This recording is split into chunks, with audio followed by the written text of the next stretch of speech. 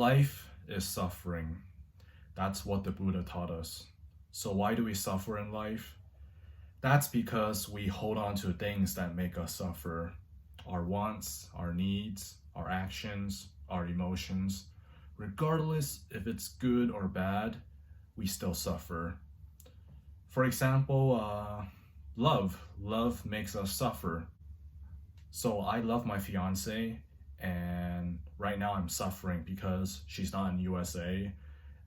We're doing long distance, and long distance, it is suffering for the most part. We were supposed to meet this summer, but due to the pandemic, she cannot come to USA, so I'm suffering because she couldn't come. I can't see her.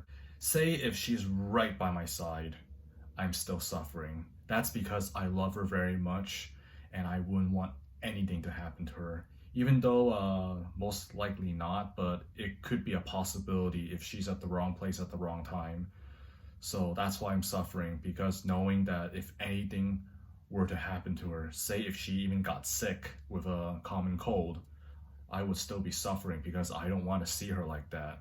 Say if one of your loved ones passes away, that is suffering because you love that person so much, and once they pass away, you won't be able to see them ever again. So love does make us suffer. Happiness does make us suffer. It might be hard to believe, but it's actually true. For example, say you went to Comic-Con, you're having a great time during those 4 days.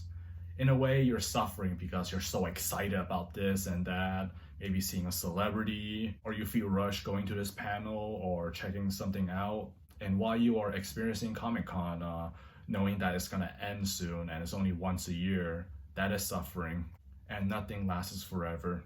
My dream is to move to Korea to teach English for a year or two once I graduate from SDSU. And once that day comes, even though it's my dream come true, I'll still be suffering. And why? That's because I will be moving to another country where I won't be able to see my parents, my friends and family here in San Diego, my church, in and out, California burritos. Yeah, it's suffering. But the whole thing of life changes, that does make us suffer because we need to adapt to it. So once I move to Korea, for at least a week, I will be suffering. I mean, moving into a new apartment, starting a job, and teaching. Teaching's not an easy job. So that's why the Buddha said life is suffering. In the Four Noble Truths, it talks about suffering and how to end suffering. The first noble truth, accepting that life is suffering. 2, there's a cause to our suffering. 3, there's a way to end suffering. And 4, the path to end suffering, which is the Eightfold Path. So yes, detachment is the only way to end our suffering. Detach ourselves from the things that make us suffer. For example, you're really hungry and you really want to eat a cheeseburger, but instead you got salad and you're suffering because you don't want to eat salad, you want to eat that greasy cheeseburger. But if you realize that's making you suffer, what you should do is detach yourself from wanting to eat that cheeseburger. And I'll admit, detachment is not easy at all. So about my fiance, I really love her and I miss her right now.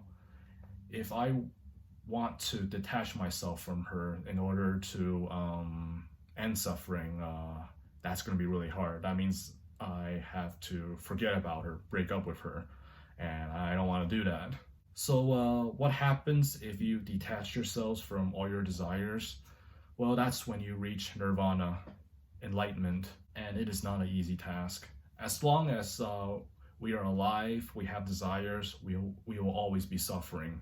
Say if you detach yourself from this, another thing will come up. For example, last year after I watched Avengers Endgame, it ceased my suffering, but after that is gone, there will be new suffering.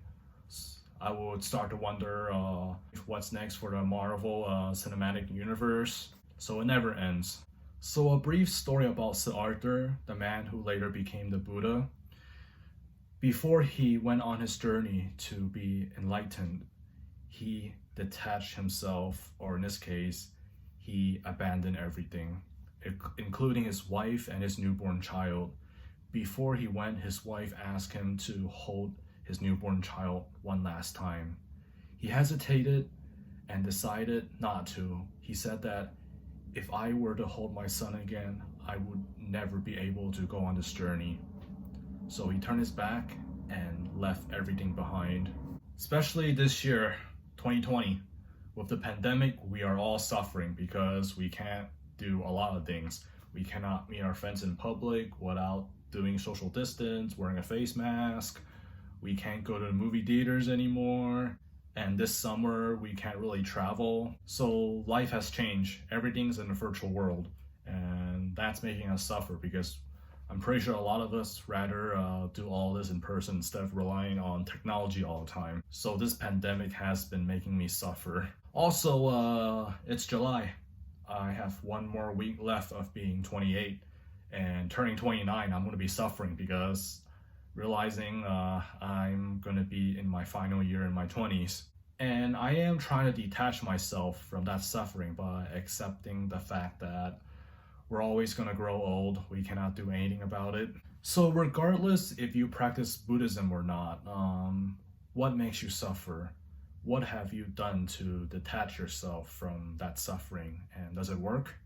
Well, comment below and let me know. All right, thanks for watching. Be safe.